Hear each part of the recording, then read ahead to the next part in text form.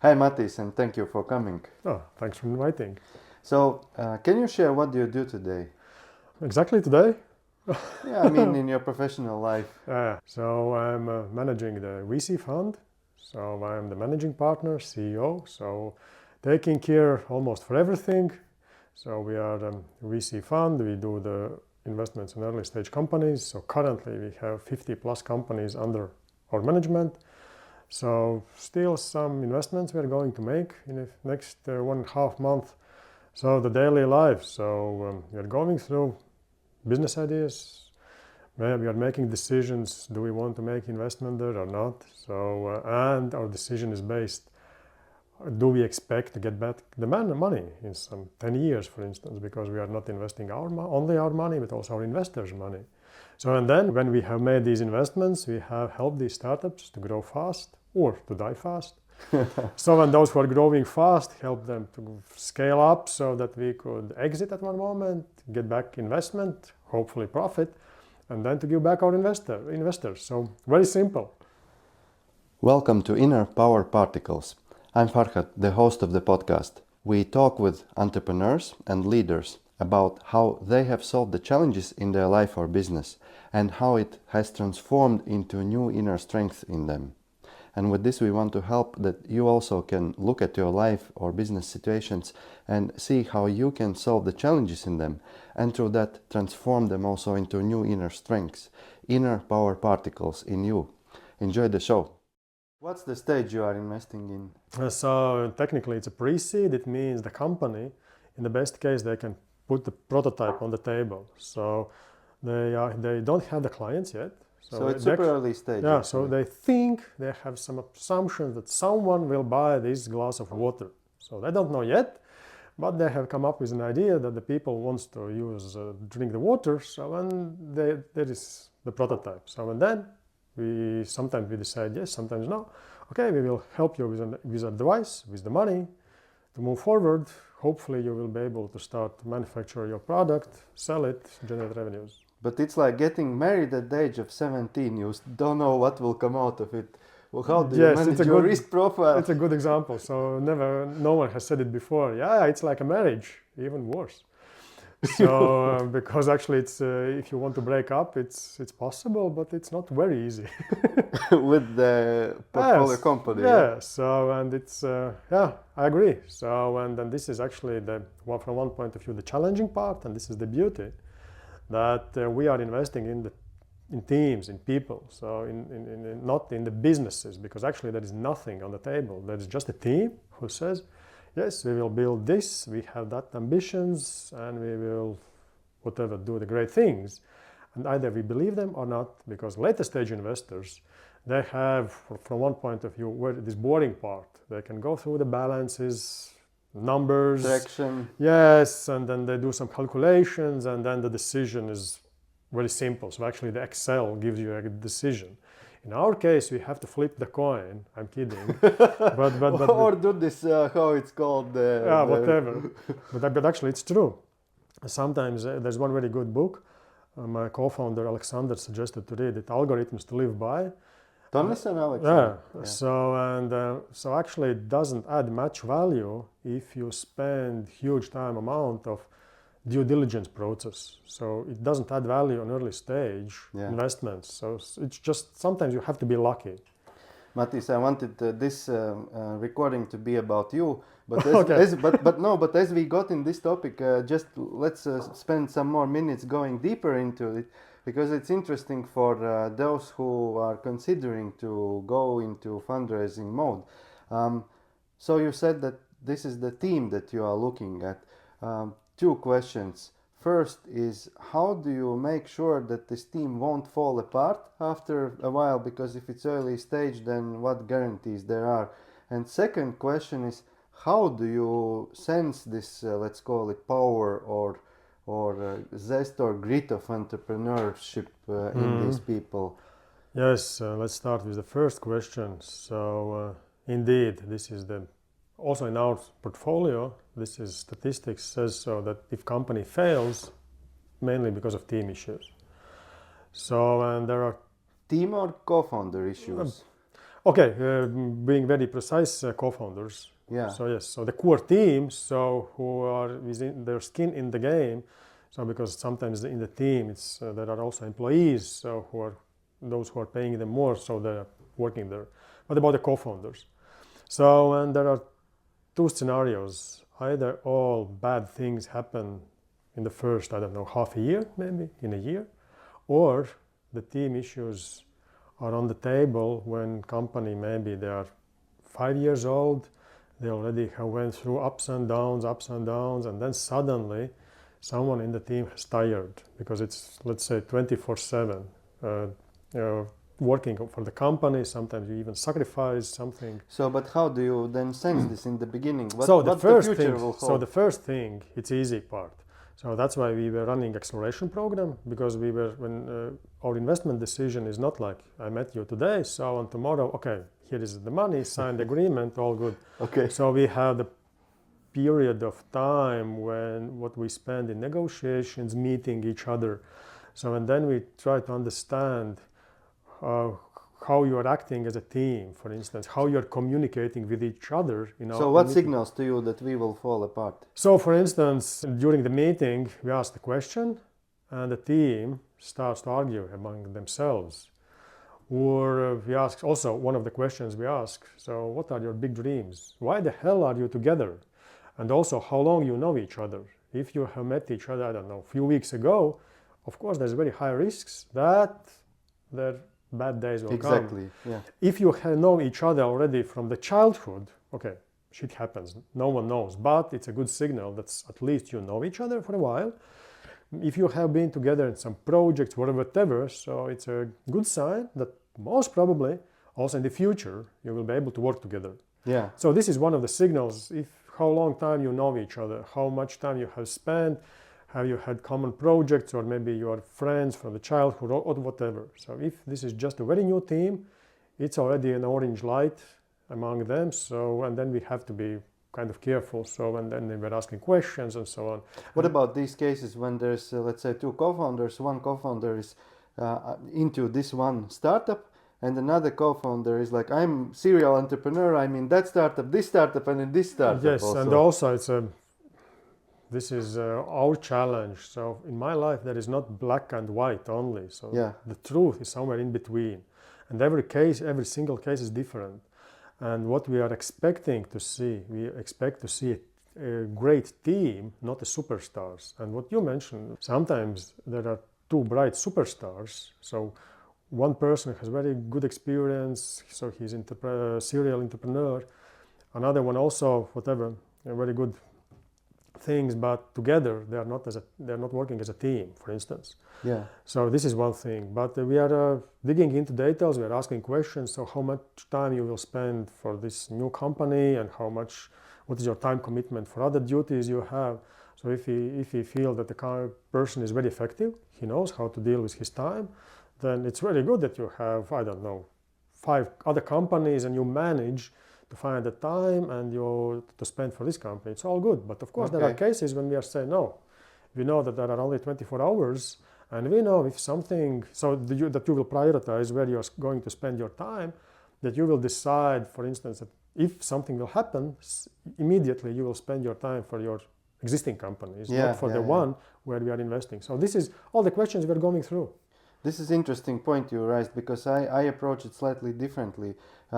Because working as a self-dev mentor for founders, I know that the other guy who is fully committed, with time there grows some schism between them, resentment, feeling left alone, and in long term this setup is not supportive in my opinion. Agree to disagree. Except if it's very nicely adjusted with shares, with cap table. Yes and no, depends.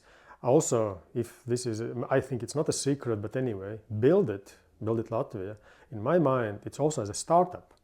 Despite that, Buildit, when it started to operate in Latvia, before that it was operating in Estonia, but there were different other shareholders, and when we started the business here in Latvia, I joined the team, we had different strategy, and a lot of things were changed. So actually we were as a startup.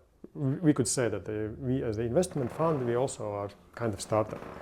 And what you are saying, it's true. We also went through, so the question how much time each of us will spend for the company. So in our case, I'm spending all my time. So indeed, all my time. One of our partners, he spends as much as necessary and not more. So, and how we are dealing with that. So, yes, indeed, I have had, also in the Buildit, there was a period when I was on very low situation. I thought, why I'm in the Buildit, why I'm running that, so everything is bad. So I don't have a very good relations with my co-founders. So, and I just want to tag this what you just said, like punk. A VC fund CEO just said that low periods also, so everyone can relate. Okay. Yeah, so it was, I know what does it mean. So actually you are fed up with everything you do, so whatever you do, everything goes to the south, so, and you even don't believe yourself. But going back to the question I started, so when one of our co-founders, yes, he's spending, I don't know, a few hours per week for Buildit, but he's taking care of the tasks that I don't have knowledge, experience to deal with them. Yeah. And he can solve the task in 1 hour, and I know for me it would take maybe even a month. Okay, this is and huge then value for me, you're getting then. It's a value, and this is your added value. So it's my weakness that I have to spend 2 months to deal with the question, and for you, these are just 2 phone calls. Then it makes sense. Then it's added value. So, oh, fine, it's good. Okay. I'm helping you, you are helping me. That is all fine. Let's roll back to this other question regarding startups who are coming to you. How do you figure out if they are going to make it business-wise, not in terms of will the co-founders stick together, but as a business? So yes, this is kind of easy part. So the company comes up with some proposal that they will start to manufacture whatever. So and then you can take a look in the market. So what is happening in the market? Is this whatever market they're planning to enter, is this market growing, or it's also already going down? So what are the challenges? And we also have experts, people with experience in the field who can help us. Let's assume market looks nice. How do you get the sense of are they able to execute? We believe them. So, but how do you, because you can't believe everyone. Of course. And then actually this is the tricky part, what is also sometimes difficult to explain to our investors about this decision-making process. When you have met the team already dozens of times, at one moment your gut feeling starts to say that, okay, this is the great team, they will manage it. And sometimes you even can't explain, but you have the feelings, no. And what also, when we are looking back, in many cases, we have said no. And only in few cases, I'm regretting this decision. Because now I see that the company actually is doing well. In most cases, you were right in your answer of no.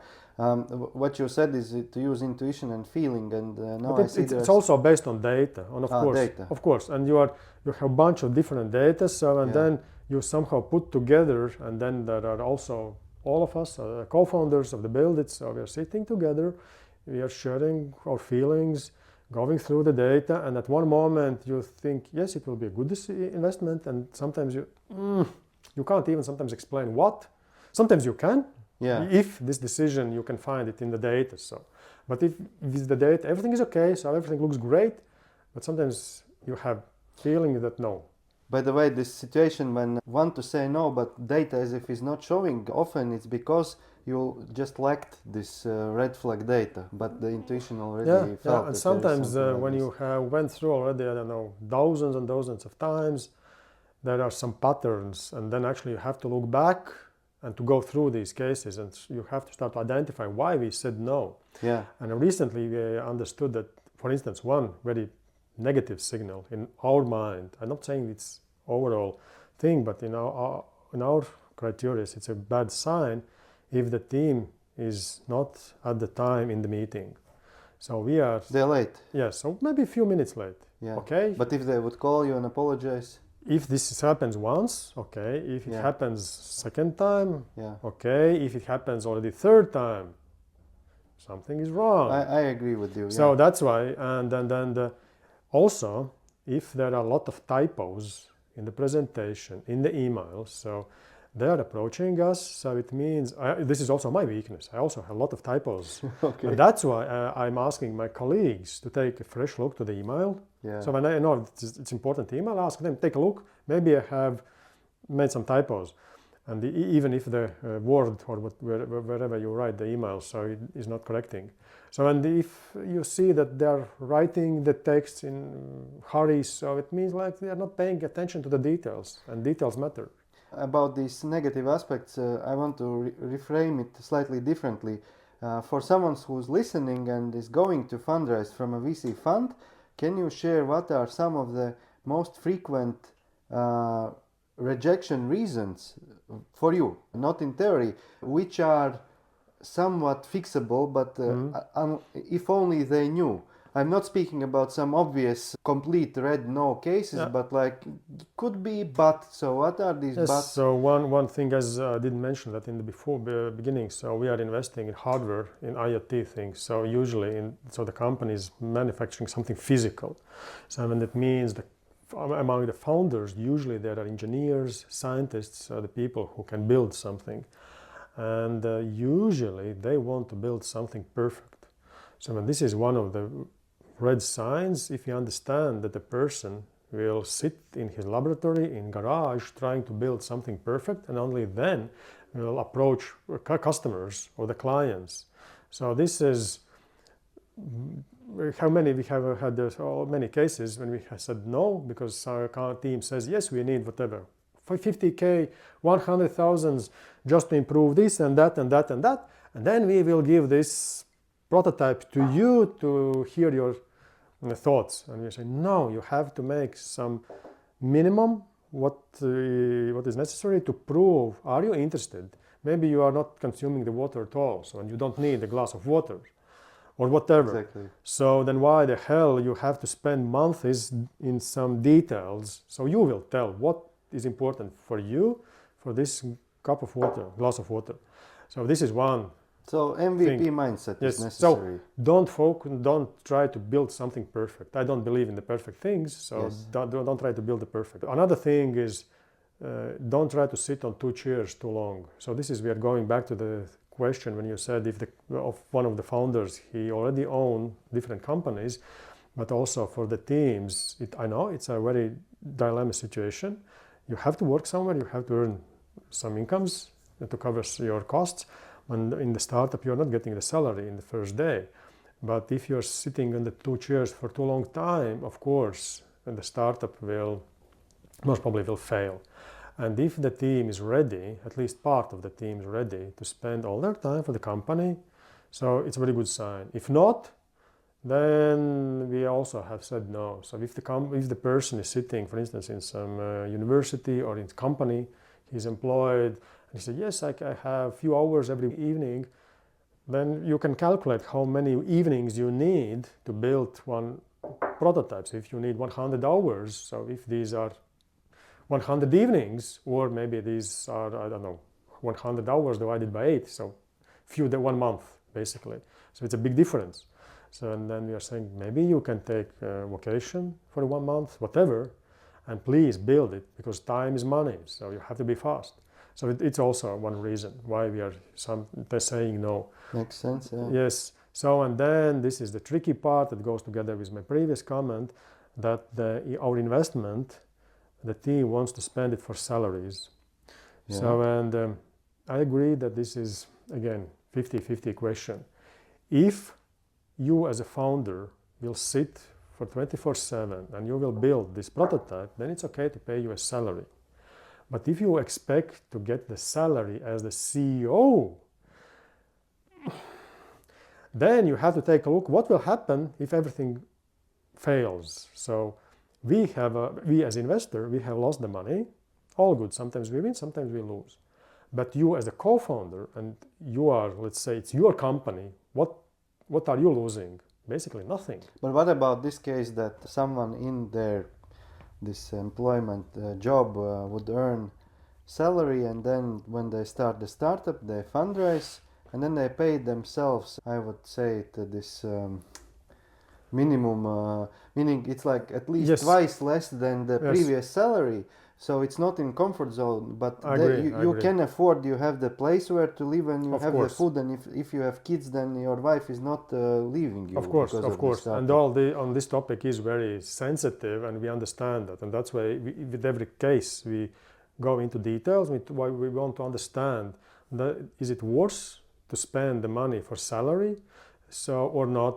And in many cases we have said no, just from the point of view that eh, if everything fails, so are we taking the same risks, we as the investor and the co-founders? Yeah. So, and if the risks are the same, it's good. So I mean, it's also very important to understand what is the highest added value of this investment. Yeah. So, and from such point of view, because as I said, we are early stage investor, and you and the company don't have much time to get the next investment, because in early days we were investing only 50,000, so it's 50, so it's not a huge amount of money. So I mean, if in the team there are 2-3 persons, so you can burn it very fast. So and then you have very limited time when you have to raise the next investment. So then the question is what the next investor expects to see from you. So usually they want to see something tangible already. I'd say some demand side traction. Yeah. Proofs at least. So sometimes we have said yes, it's okay to pay salaries, and in many cases we have said no. All right. And this is because you are practically you are the first investor, and you are taking most very of the risk. high risks, yes. Yes, and you can be compared to this FFF round actually, and there it is okay that people are somehow semi-bootstrapping, or if receiving salary, then lowering the expectations. For instance, yes. So then it should be somehow compensated. Yeah. Okay. Anything else on this? Like one last, what is the but that you have? About FFF you mentioned, this is a very good topic. Okay. So when I'm reading the lectures, so also with the startups, when we are talking, I'm asking, is it a good thing to ask money from your friends and family members? So why the hell you are approaching us? So have you asked your family and friends? So if everything fails, I will lose the friend, whoever, so or there will be bad relations with the family members. So and I'm saying, okay, so it's all okay to screw up us. So yeah. So and I'm suggesting to take a look from other angle. So when we as the founders of the Buildit, when we were looking for investors, first of all, we approached our friends, family members. Of course, it was a question how much we were raising. So I knew that among my family members, I don't have too many rich people. But anyway, so and our mindset is with whom I want to share the profit. Either I want to share with some stranger, or with my best friends, because I'm starting this business because I believe I will be successful. That's the mindset you said. Yes. To share the profit, not to participate in a lottery. And not to think from the perspective that if I will fail, then I will lose my friend, I will lose the money, I will lose the friend. Take a look from the other angle. Indeed, I believe in this business. I'm ready to put in my skin in the game, and I'm also approaching my best friends, and I want to share the profit with them, because that's why I'm starting this business. And if the team is approaching us only after they have asked their family members, their friends to put in some money, it doesn't matter how much, so but they have done it, then we believe that indeed the team is confident about what they want to do. So maybe they will fail, who knows, but indeed they believe what they're doing. So when this was also our mindset when we were fundraising, we approached our best friends with whom we want to share the profit. So it's about FFF, think from the positive side of thing, that you will win, not that you will lose. Good point. What's the intent and mindset of this? But with this, I want to conclude this, let's call it warm-up chapter. Wow. So that we have warmed up 20 minutes. Yes, which is valuable material for founders thinking of raising this pre-seed round. Thank you for also openly sharing these things. But you also already a bit touched your personal side, how you feel being in this role. And I want to continue on that note, but jump back in time. I know from your bio, there was a time when you were leading another organization, which was Green Tech incubator. Can you share how you were the CEO? And what was Almost. this green tech? So tell us this story, please. Oh, now I can talk. And when was it? It was, so the story starts in 2011, then in 2014, Green Technology Incubator opened the doors, and then the incubator was operating until 2017, and then I joined Buildit team. I think I burned out at that time, so I was one of the lowest moments in my life after the Green Incubator, because a lot of things went wrong, and because of my mistakes, and that's the life. But about the Green Incubator, so why, after the Green Incubator project, I felt so... But before you go in this, I remember there was a story how you became the CEO there. Yeah. Can you share this one? Yes. So in 2011, I was introduced with one guy from Sweden, so Matīss. So in the early days, he was one who's helped to build a science center in the south of the Sweden, so in Malmö and Lund. And he knew how to do these things, and of course also in Riga. We had to have something similar. And then it took 3 years, and Ministry of Economics found some money together with Norwegians, and the Green Technology Incubator was made. So it was project-based activity, but the idea was that this incubator will become a huge, bigger organization that will help early-stage companies, scientists, researchers to start their companies and so on. And it will become like a science center, science city, whatever. And we had a very big plans, and yes, at the beginning I was very full of energy. So, and then, as usually it happens, not everything goes according to the plan. So we had a team, and the main founders of Green Incubator was University of Latvia and Riga Technical University. And there were basically 2 representatives, one from Riga Technical University and one from University of Latvia. And you? I was from University of Latvia, because before that I was employed by University of Latvia. Okay. From Riga Technical University, I had a very good colleague. I learned a lot from him, Oskars Priede. So, and both together, we established the company. So, and then at one moment, we had to decide who will be the CEO. So there have to be someone, technically CEO. And so this is one lesson learned from the Green Incubator times. So Oskars, he had much better skills in presenting the things. So actually this is one of his strengths. He knows how to present the things. He was much better in English. And at the moment when the founders of Green Incubator were discussing who could be the CEO, either me or Oskars, I was not even competing with Oskars. So I said, yes, of course, Oskars should be the CEO. Uh-huh. So, but in my heart, it was my goal to be the CEO of the incubator. And Oskars, did he want? Yes, why not? Actually, for him, I think it was an opportunity. So of course, you both wanted to be the CEO. Yes, and but what was one of my mistakes? I was not competing with him. I said, yes, of course, you are much better candidate than I am. So, and one lesson learned, what I'm also suggesting startups, it's not the best situation if no one, or there's only one person who wants to be the CEO. Actually, you are shooting in your leg. And also it's not helping the startup, because if there's a competition, I mean, from the positive thing, both have to think, okay, what I will offer, so what is my plan? You have at least 2 scenarios you can compare. If don't have the competition, you sooner or later you become relaxed, and then usually it's not a good situation if there is not competition for the role of CEO. Okay, but coming back, so what happened then? So Oskars you wanted, but you did not. And I was struggling with that for years. But Oskars became the CEO. He was technically CEO, and both of us, we were leading the Green Incubator. Yeah. I think I did most of the job, but anyways, he was director, and all good. Greetings to Oskars, who's maybe listening this at home. Yes, so I learned a lot from him. Indeed. Actually, he is one of the persons from whom I have learned at that time very much. So appreciate I had the opportunity to work with him. So, but what were the implications for you? Were you upset then afterwards? I was...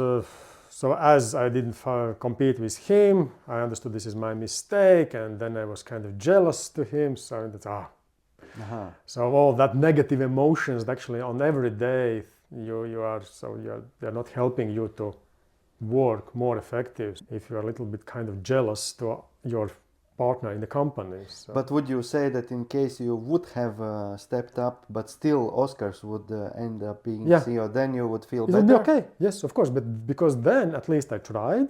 Yeah. There was, let's say, a competition. Someone wins, someone doesn't win, all good. But I was not competing with him, and this is what I was struggling with.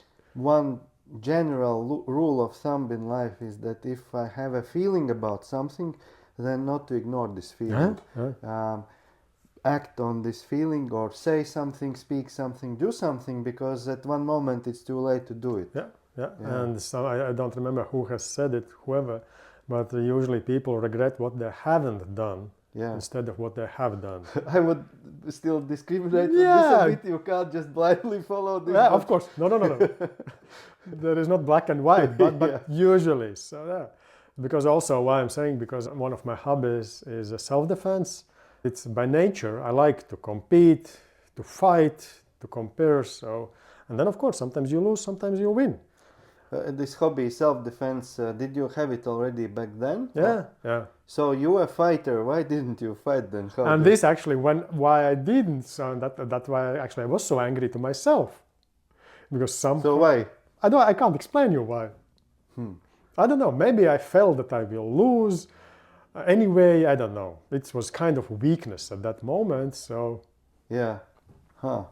Interesting. Maybe this is like I will lose. What's the point? I don't know. Who knows? Yeah. But my suggestion is for others, if you are in a similar situation, compete with others. So and then the best one will win. And actually, it's in the favor of the company or the organization, whoever. Because then also for others, they have at least two choices. This reminds me one situation. I'm dancing bachata, and I'm in improvers level.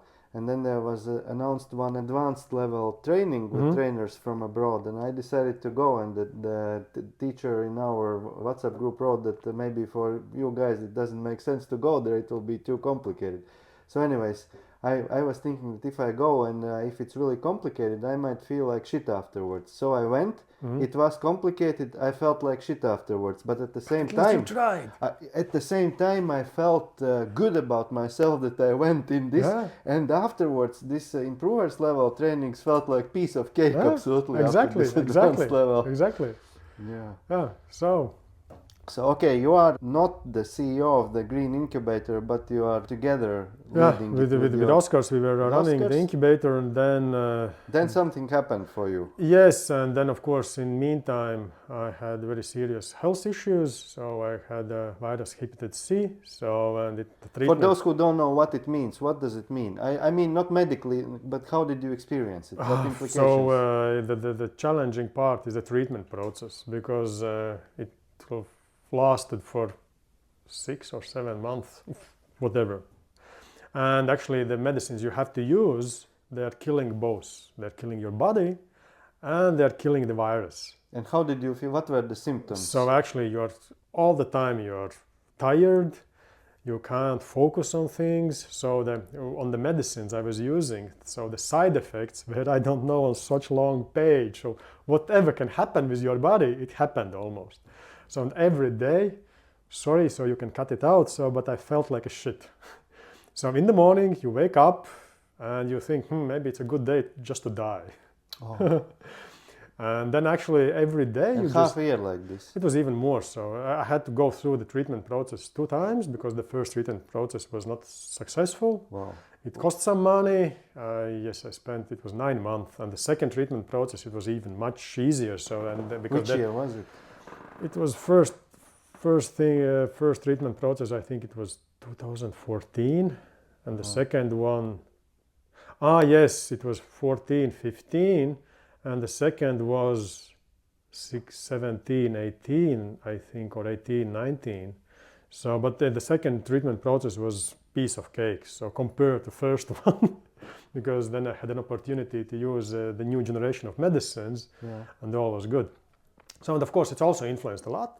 And why I'm touching this topic, from that time I understood what is the value of the time, because as it was not very promising, the treatment process was not very promising, so I knew that maybe my life expectation is much shorter than I thought it will be. So Meaning you thought that you might die soon? Yeah, sooner and not later. Yeah. So, and then I start to think what actually means the time, so how you're using the time, and you have to use the time as effective as possible, because every minute it's a value. So, and then it's a question how you are spending this time. So, and then of course, somehow, again, I went to the other side, extreme, so I was start focusing on that so much that I was, let's say, there was a conflict with myself. So either I decide to spend time with my family or with the business, and you have to spend time also in the business, but I know that if I'm spending time in the office, I'm not spending time with the family, but the family is the most important thing. Then you have a paradox. Yes, so, and then actually if I decide to go out with the business partners, so in my mind at that time was like I'm stealing the time from my family, because I'm drinking beer with my business partners, not spending time with my family. Yeah. So, and then I think it was 2019 when I applied to this Cocoon program. So this was one of my top challenges, how to manage your time. And so I was lucky with the mentor, and then actually nothing changed in my life technically. I just changed the way how I'm looking to the things. And then what changed? So, and then suddenly I felt, so it was during the Buildit time, I was in very low situation, so I didn't understand why I'm in the Buildit, why I'm running this crazy organization where everything is bad, so, and then why I'm just not going to be employed somewhere and just spending from 8 to 5 or whatever is normal working hours. So, and after this program, with spending hours and hours with the mentor, nothing changed. I changed anything in my daily things. I understood that already I'm spending the time effectively. So I'm spending the days effectively. Yeah. So that actually I'm spending a lot of time with my family, and I have no room for improvements. So, and what I had to do, so one of the suggestions of the mentor was I was writing down every day, almost every half an hour, how I have spent it and what was my role. Was I in the role of father, son, husband of my wife, am I CEO, friend, so how many hours I'm spending for every role. So, and then suddenly, when I was taking my daughter to the school, for instance, if I got in the traffic jam, so before that, I got angry. Fuck, I'm in the traffic jam and losing the time. So now I'm enjoying this time because I'm taking my daughter to the school, so I might have more time to spend with my daughter because we are talking about the things in the car. So, and actually, I'm lucky that we are stuck in the traffic jam because we are spending time more together. If there is no traffic jam, again, it's very good because then I can get in time to the office, I will do the things much faster and I will be back home, and again I will have time to spend with my daughter. So, and it's again, somehow I changed my mindset that I started to see that the glass is not half empty, but it's almost full. Yeah. And it's enough. And actually it was, yes, technically nothing changed in my life. I just started to look from the things from another angle. And for me, it helped a lot that I was writing down on a very detailed level how I'm spending every day. How many hours I'm sleeping, how many hours I'm in the gym, how many hours I'm with my daughter, and so on. So this worked for you. What I want to say, the change of perspective works for most people, but the method how you changed your perspective might not work for most people. Yeah. This was for you. Yeah, it was for me, and this mentor just, he found it out how I'm making decisions and how I have to make a decision that all is good in my life. And if we talk about time management, when again I'm looking from my perspective when I'm talking with the startups and the CEOs of the startups, because this is one of the biggest threats, that if the CEO or the co-founders at one moment they will burn out, so we will lose the investment. So and then it's a question how they are dealing with the time. So from one point of view as the investor, I'm asking, yes, you have to spend 24 hours 7 and work hard so I will get back my investment. from other point of view, I'm suggesting no, you have to have the balance in your life. If in 3 years you will burn out, I will lose my money. So, and this is where we also are spending a lot of time with co-founders, discussing how much time you spend with your family, with your friends. Do you have hobbies? So there should be a balance. If you sustainability, yes, so because it's in the long run, we will also lose as investors. You quickly progressed in the story. I have some points coming back to one point. No, it's okay. One point what you said about mentor, what the mentor helped you with. My one observation is that sometimes when I talk with my mentor, it's not the intellectual stuff that I got from him, but it's somehow grounding, centering, rebalancing myself. It's something which intellectually you cannot grasp. So that's my. But of course, sometimes there's in turn very just information that I then take and use. And going even back in the conversation, when you mentioned about the value of time, you spoke about time as this currency that is day to day, and then how do you use it? What do you put your bets on? But given you said that you also had this concern about your life expectancy, what about time as what do I accomplish in the time given to me, not day by day, but in my life? Did it put for you somehow in perspective what is meaningful to do at all? Exactly, yes. And then so for me, I'm also, so it goes together with my goals in the business, what I want to achieve, what is my big dream. So when I will have age of 50 or 60, so when I will look back, so will I have achieved the things what I wanted or not? And all my daily things help me to move a little bit closer to one of my big dreams, or I have several of them. Okay. So, and it's somehow, yes, you have a big dream, so some goals for the next 10, 20 years, so in business, in your private life, so, and then how you are stepping them closer by doing things every day. Because I believe in the marathons, so not in the sprints. So when you are running short distance very fast, you have to think about your resources, how you will share them during the time. This is also how I was starting to look at all the things from a longer perspective, but also from today. So how will I achieve the long-term goal? But did your goals somehow adjust because of this illness? Yes, of course, yeah. Yes, one of the things is my family. It was also before it was priority, but from that point of view I understood the most important thing there is the family, so the closest people around you, your children, wife, brothers, parents, and this is actually the priority. So, and then of course also what I changed a lot, so what is your attitude to yourself? Because actually before that I was kind of sometimes sacrificing myself for the things just in favor to help someone, for instance. At work, or what do you mean? Both. And also what I understood that I have to be satisfied with myself, so I have to spend time for myself in order to be in a good mood, because then I will spend more time with my daughter in a more effective way. If I will be satisfied with myself, that I have had time, I don't know, to go to the gym, to participate in this self-defense exercises. So I'm relaxed, I'm in good mood, so I can come back, and maybe we are spending a little bit less time, but it's it's more effective. So because it's also it's not the value how much time we spend together. We can sit together in the room for the whole week, and we are not talking about anything. Yes. We can spend 1 hour, and both of us, we are so satisfied from that.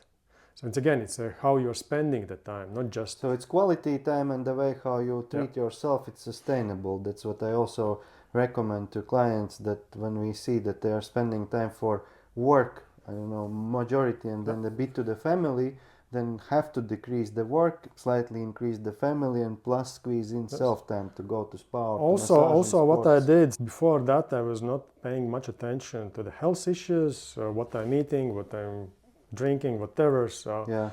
Do you now? So yes, and now I'm thinking I'm paying attention. So because I know that all these small steps then they can influence. Either you are, let's say, over consuming alcohol, or you're okay. It's not a problem to take one beer. Yeah. It's nice, but don't take a few liters per evening. So, Yes. and if it happens few times per week, then it's just question of time. The person will regret that. Yes. So again, and also how I was thinking about all these things, and I think I have become more healthier than I was before. If at all your outlook to work, why you work and what do you work, was it somehow impacted by this? It also was, at one moment I thought that the business, it's an enemy because it's stealing the time. Now, after these mentoring sessions, whatever, now I see that again, this is the way where what I like to do. So I like to run the Buildit. I like to lead my team. Suddenly, among me, there are people who I want to meet on Friday evening. We are happy that the week is over. Okay, have a nice weekend. And they can't wait when the Monday will come and I will meet them again. So, and somehow around me there are people with whom I can share the same values, and indeed I enjoy the time I'm spending in our business. And then I go back, then I'm at home, and again I enjoy the time at home. And I have found the balance.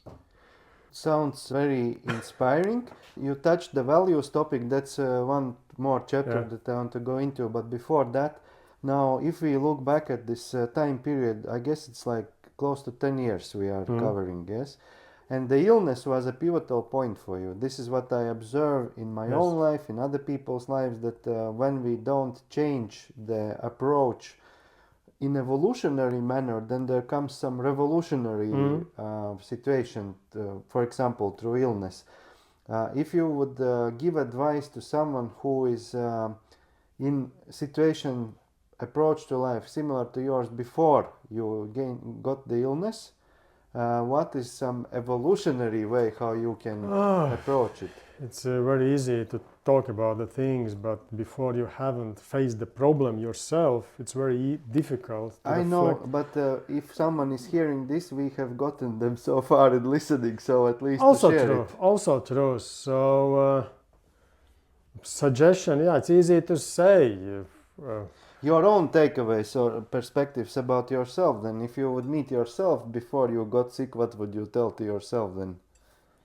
I would listen to myself at that time. So this is the reality. So this is reality. So at that time, even I knew that I have this virus for years. Yeah. And that time I thought, okay, what was the saying?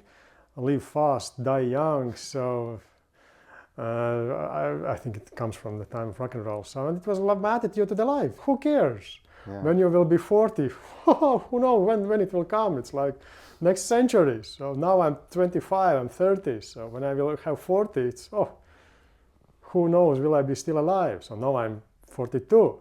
I expect to live a few more years. And I know that my quality is just growing. So it's not the end of the life.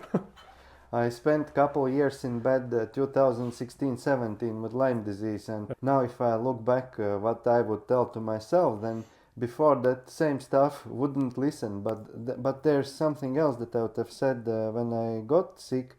It took me a year to believe in myself that I can heal myself, because doctors were not somehow helping and eventually gave up.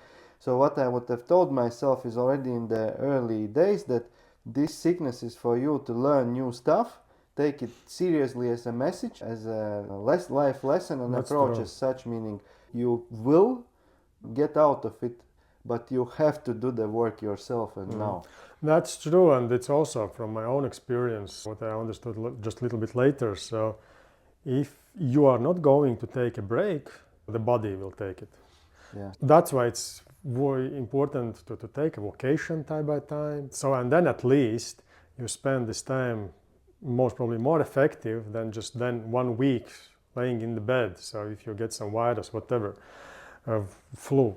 So, and actually since, I have catched the flu a few times, but basically I have I feel already when my body says, take a break. So it will not last too long and I will take the break. So, and then when I have the feeling that it's time to take a break, I'm taking it. I'm not spending as many hours in the business. And then somehow, yes, during this winter, all my family, they get down with the flu.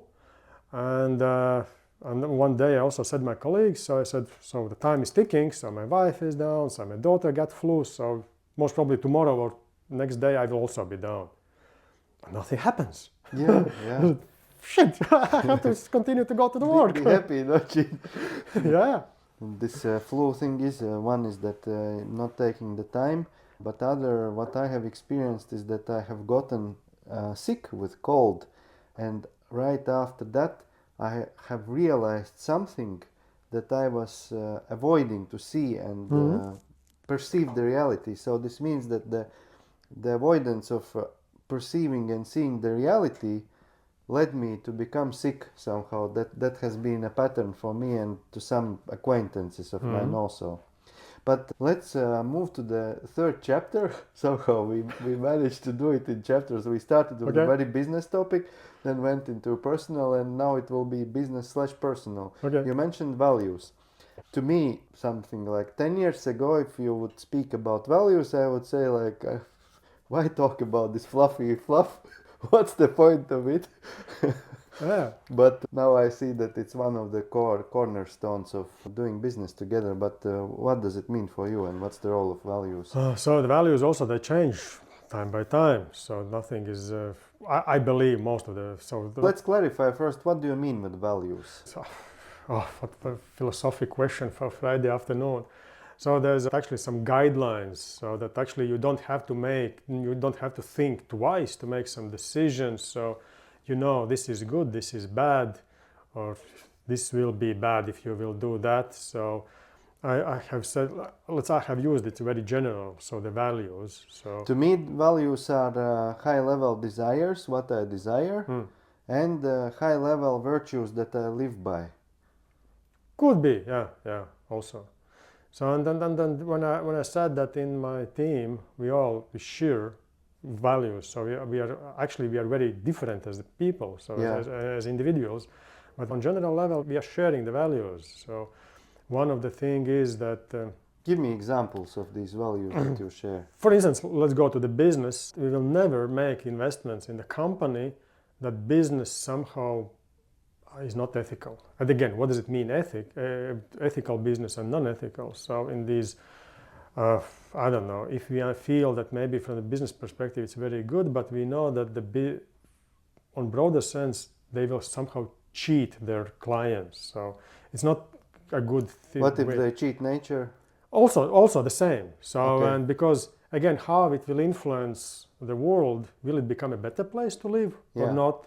So, and if by this business somehow in the longer perspective makes some harm, they will not make the investment. So even, for instance, these short lending services, so SMS, so things, from business perspective, they're very nice businesses. Yeah. But I would never say never, but I would never make an investment in such type of businesses because I don't like that. Okay. So, and it's also when we go through the business cases, we have never discussed, is it a good business or bad? So, in such general level, we have had the same feeling, no, this is not where we want to be. Mentioned we want to be, we will not be proud about this investment, because also it's a very important thing that I want to be proud about every single investment I have made. So yes. In my experience, usually when I'm sure and clear about my values, meaning virtues and desires, then if someone would ask me, how do you get these people around you who have similar, I would answer, just because I know what is mine. And then it somehow attracts the right people. Somehow it happens naturally, and then with the people with whom you are not sharing the values, sooner or later you split the ways. So and this is what just happened. Yeah. So it doesn't mean that one of us is better or not as good person. We have just different values, and it's all good. That's why it's so nice to live here, so that we have different people. Yes, but still, when you hire people in your team, does it happen so that they find you, or you put out an ad and then people apply and then you So still I need don't to have scan? a very huge experience, so that I have hired, I don't know, hundreds of people. So currently in my team we are 7 people, Yeah, and and some of us has left just for several reasons. yeah. So, but those who are now, it happens somehow naturally. We were looking for new colleagues, Yeah. and somehow they found us. Meaning, but did you put out a job ad and It they was not applied? just a job ad. So I was, I don't know, I was networking around. So they said, okay, we are looking for whatever. So one or another position. So if you know someone, All right. share the thing. So, and also I was telling it to the people. I know that, for instance, I know that I also like to communicate with you. So maybe you will suggest the person with whom I will be able to communicate and work Okay. together. This was how it worked. And now the question, when this new person appears, how do you make sure that the values are aligned? Yes, so the recent colleague that joined, Arta, so hi to Arta. Hi, Arta. So, yes, actually we were going back at one moment how actually she found us. But it was, she said yes, she would be ready to join us part-time. And then I don't remember how many hours we have spent together in office just talking about whatever. Before the commitment, yeah? No, during actually there was kind of feeling, there was some tasks, they were pretty simple ones. She said, yes, I'm ready to do. I even didn't look at her CV, but I had a very good reference. I understood that she will manage that. And then let's see if we will feel that we can work together also for a longer period. Okay, we will work together. It was kind of project-based activity. This is a very good point, that And you then start collaboration on project. Yeah, and then it turned out that after, I don't know, half a year, whatever, suddenly she said that, okay, she's ready also to spend more hours. Yeah. Okay, why not? We have a lot of tasks on the table, ready to share with you. Yeah. And it somehow happened naturally. So we understood, at least I understood that I like to work with her. So also other colleagues were satisfied, yes, all good. So we were talking about anything. So, and it was like, at one moment there was the feeling, then when I was introducing her, we have a new colleague.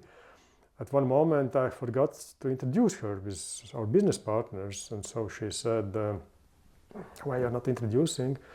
I said, shit, I forgot that actually you are working in Buildit only for a few months. Uh-huh. So I had somehow the feeling that you already are here for a year. So Yeah. it was, yeah, somehow it happened. And also with other colleagues, Janis Zegner, so who is our in-house expert. Hello to Janis. Yes, so, yes, he's a recent person who joined us. And again, I don't know where we met him. And we start to talk about the things. And then I said, okay, are you ready to also to work with our teams to help them with financials? Why not? Okay, one case, another case. And now he's part of our team. We're celebrating Christmas together, meeting together in the events. So, yeah, somehow it happens. I don't remember how I met Janis, but I have very good impression about him. I recommended him to several clients. Once I was walking in the old town and someone's calling me, hey, and I see there's this volunteers kitchen giving out soup or something, Yeah. and there's Janis in the volunteers kitchen. He's a very positive person, so Yeah. it's... Yeah. So, I don't have the secret open how do I find my colleagues, but somehow it happens. It seems you're happy with them. I am. What's the recipe someone else can repeat who is not so happy with how the people are attracted or how they are? What I can reflect on my experience.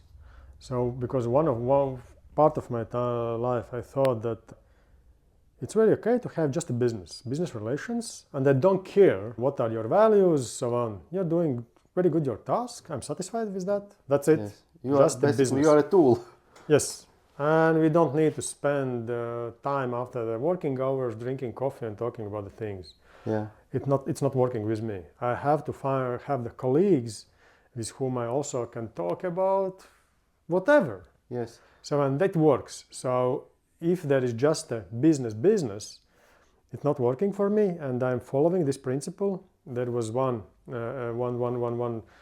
business project and we were looking for with whom to partner up. We understood that we are not strong enough to be alone, so we had to find some other partners in this project. And then we found also one team, and we said that we have to, whatever, we were talking, a few meetings, and I said, no, we will not be able to work together for a certain period of time. He said, where's the problem? It's just a business.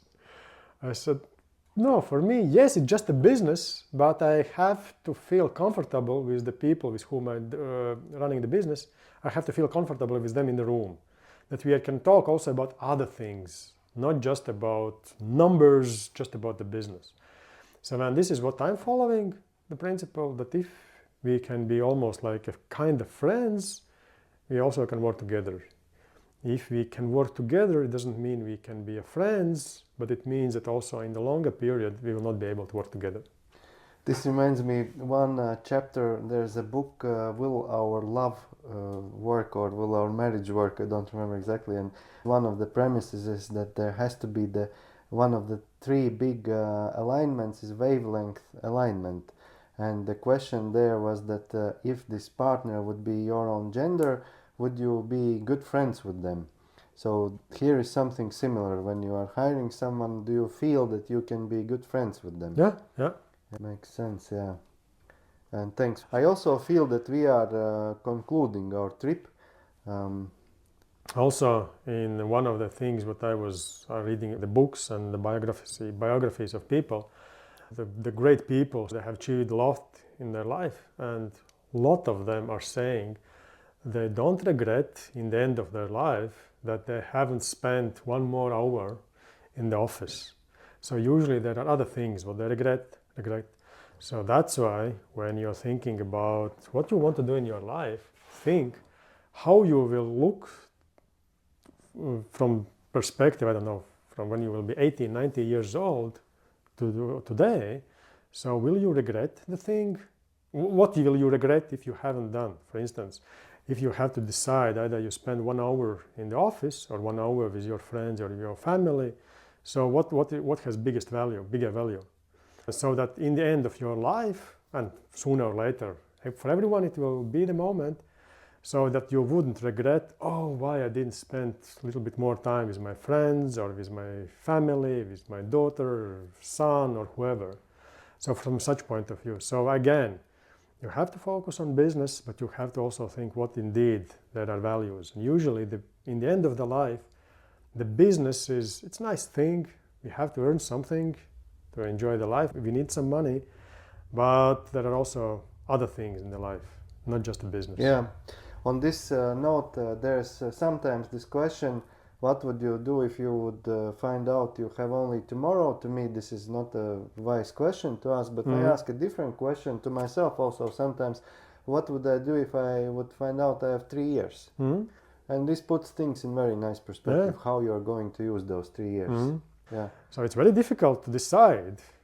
That's why for CEOs who are men, I sometimes remind super cheesy but working phrase that if you want only one advice from me, then it's happy wife, happy life.